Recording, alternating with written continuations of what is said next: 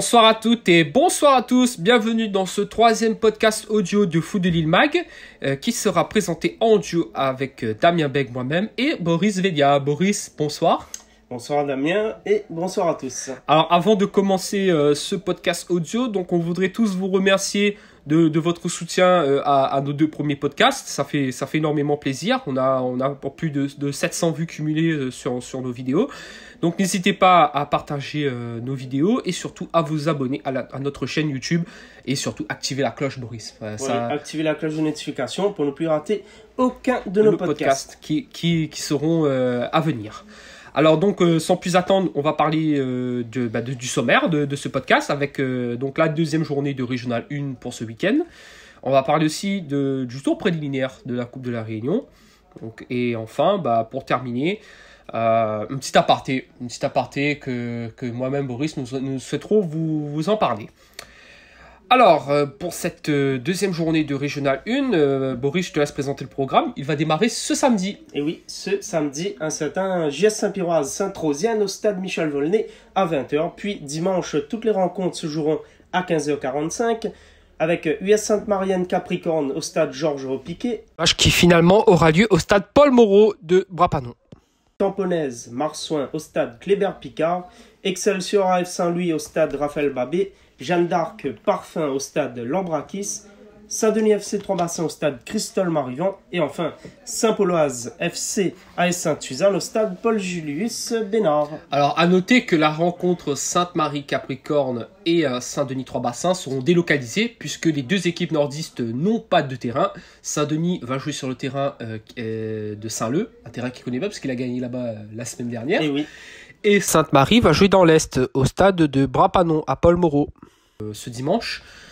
Alors c'est vrai que on fait en termes de statistiques, sur les 6 dernières confrontations, Sainte-Marie c'est une victoire seulement et 5 matchs nuls. 5 matchs nuls, mais 3 quand même 0-0. Donc c'est dire un match assez fermé et plutôt équilibré entre ces deux équipes. Et forcément, on verra ce que ça donne en dehors de Nelson Mandela, puisque forcément, il n'y aura pas les mêmes repères. Et puis, Sainte-Marie va essayer tant bien que mal de confirmer sa victoire acquise la semaine dernière en terre Saint-Louisienne. Face à la Saint-Louis, 2-1, avec un doublé de Angelo qui avait fait une saison plutôt timorée l'année passée et qui revient en force avec un doublé dès la première journée. Donc, et puis la Capricorne qui va essayer de se rattraper de sa défaite face à la Jeanne d'Arc. Donc les hommes de Grégory Bénard vont essayer de tout faire pour essayer au moins d'aller chercher un résultat ce dimanche face à Sainte-Marie. Alors Boris, maintenant on va parler du match que tu vas suivre pour nous. Donc Jeanne d'Arc FC Parfum. Alors c'est vrai qu'en championnat c'est seulement la 3e confrontation entre ces deux équipes. Et oui, seulement 3e confrontation. Et 2 matchs nuls sur le même score, 1 but partout. Donc 2 équipes qui ont du mal à se départager lorsqu'ils se rencontrent. Quand on sait que le FC Parfum a été défait lourdement, 9-0 à Saint-André le dimanche passé face à la Saint-Piroise. Là ce sera une autre partie, un autre match face à la Jeanne d'Arc qui reste sur plus de 8 mois invaincus au stade Lambrakis.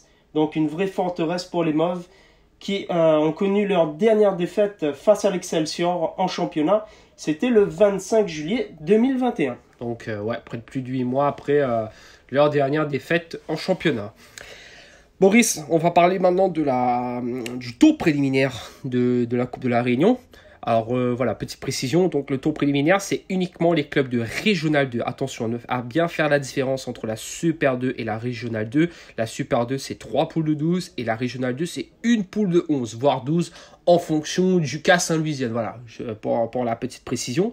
Et donc ce tour, c'est comment les clubs de Régional 2 face aux clubs de Régional 3. Et le tenant du titre, Saint-Louis, va disputer son tour ce samedi. Et oui, la Saint-Louisienne qui avait remporté le titre de la Coupe de la Réunion sur un score sans appel de 6-3 face à la JS Sainte-Anoise. Et cette même Saint-Louisienne rencontrera l'AES Convenance pour ce tour préliminaire de Coupe de la Réunion. Et à noter aussi les finalistes de la Coupe Dominique Sauger qui font leur entrée en compétition. Et il s'agit du SC Belle-Pierre qui recevra l'école de foot de Saint-Pierre. et le Sporting Club de Bois-de-Neuf-le-Saint-Paul qui recevra l'AM Chaloupe. Et à noter aussi, Damien, 3 forfaits déjà. 3 forfaits, oui, parce que forcément, pour certaines équipes d'R3, c'est pas évident aussi d'avoir un effectif plutôt étoffé ou même préparé, puisque on sait que la saison pour les clubs de R3 démarre un petit peu plus tard par rapport aux clubs de Régional 1 et 2.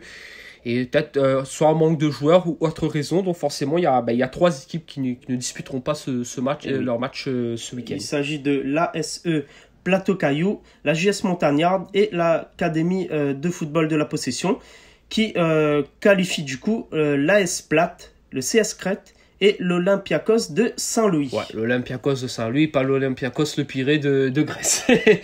Voilà, blague à part donc, sur cette équipe.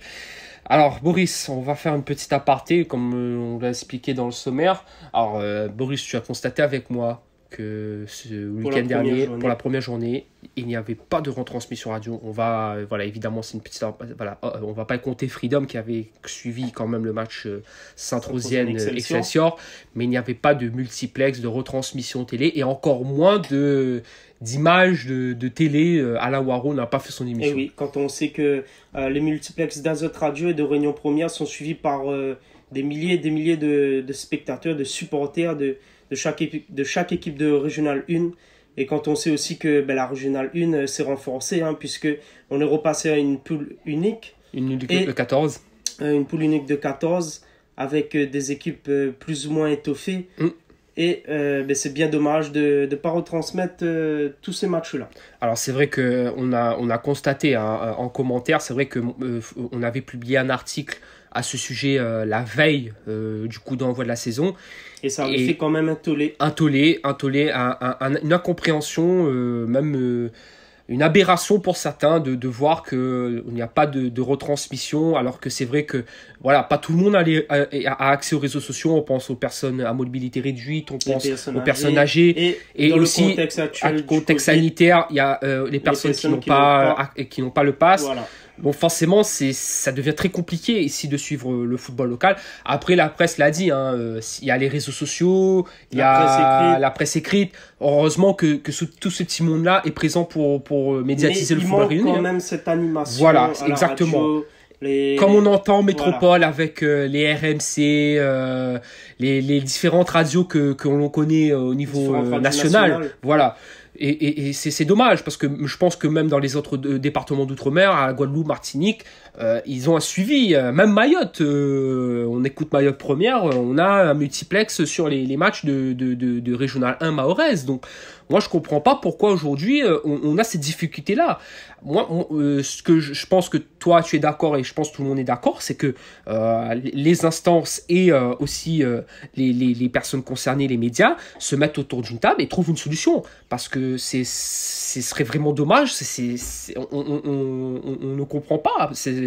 Pourquoi chacun peut-être a des positions différentes. Bon, on va pas polémiquer là-dessus, mais moi je dis on peut trouver des solutions, mais il faut se mettre autour d'une table et puis se mettre d'accord afin que bien sûr tout le monde soit satisfait, tout le monde trouve son compte. Tout à fait. Donc voilà, ça c'était donc pour la petite parenthèse. Et donc voilà, on a fait le tour de ce podcast.